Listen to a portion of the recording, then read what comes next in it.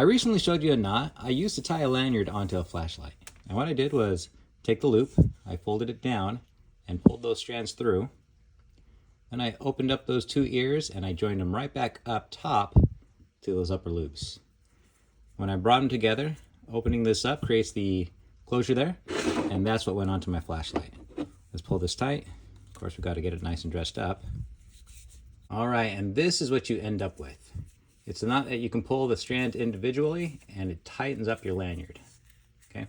After I published this video, I got a message from Lenar and he shared with me a knot that he discovered about 1.5 years ago. To start, I was immediately impressed by the 3D video making skills he has. But you can see how he crosses a loop over on the back, then he brings it over, and then the other end goes on either side of the loop and then right on through.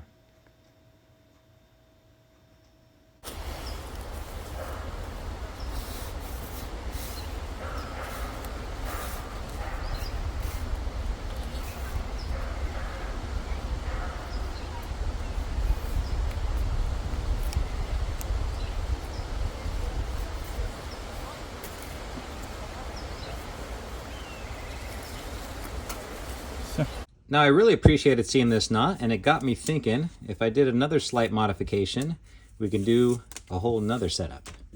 Now all these knots are modifications of the slingstone hitch, and what we do with that is we open up our loop. As we fold it over, we take our two strands and we're going to bring them over the top. Okay, bring them over the top, separate those strands, and then pull this out. And watch how it tightens down on itself. Okay, there we go. There's our slingstone hitch. And when Lenar tied his knot, what he did was create a loop by giving it a twist. Then he went over the top, and then this is where he went into his knot. So let's just go ahead and do that. There we go. And there we go. Okay. Now he does have an extra turn going around his branch if you look at that video. But I was thinking, what if we went through this X here? I'll take my cord, I'll give it a twist, okay? I'll lay it right on top of what I'm tying. And we have this X here. We have the upper part of the X and then the lower part where the loop is going through. So what I'm going to do is take the two ends. I'm going to bring it over the top of the X. There we go. And then out through that loop. Okay. When I pull this down, what we get is sort of a constrictor knot. Okay. Keep tightening this up. There we go. Now let me zoom in here so you can see. So this strand is going over and then it does 180 degrees and it goes out right through this loop here. And as I pull this tight, that loop will constrict around both strands. If you remember the other knot, you immediately see the difference between the two. Let me tie the original one I showed you. Put it on right next to it. Let's get it tightened up.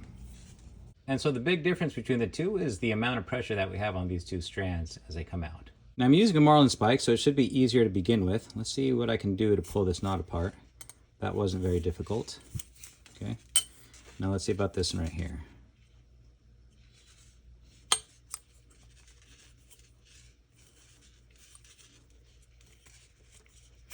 There we go. You can see one holds a lot better than the other. One thing I don't like about this knot is how difficult it can be to tie. Let me show you. I'll go around my object here, and I have the upper part of my X and the lower part where I'm going to exit that loop. I'll take my strands. As I go over the top, it can be difficult to keep track of everything.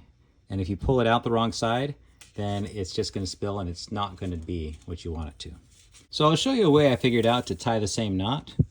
You'll take half your cord, create two loops, and you'll twist them away from you once, twist them away from you twice. Okay. I'm going to use the loop on the right to go from the back side through the loop on the left. And then what I'll do is I'll poke my fingers from the back, I'll turn them downward on both sides, and then match them up right behind. Okay? This will give you the same knot.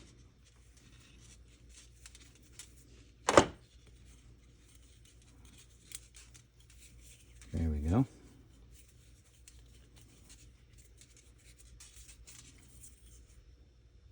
And I actually do use this knot on a regular basis. Let me show you where.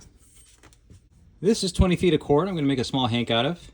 Got it in my grip. I'm going to cross over to my pinky, cross up behind my thumb, cross over behind my pinky, cross up behind my thumb. And I'm going to do this figure 8 motion until I've ran out of the cord. Good thing about this method of spooling is you can deploy the entire hank without it tangling up on you. And I'll show you right now after we tie everything up.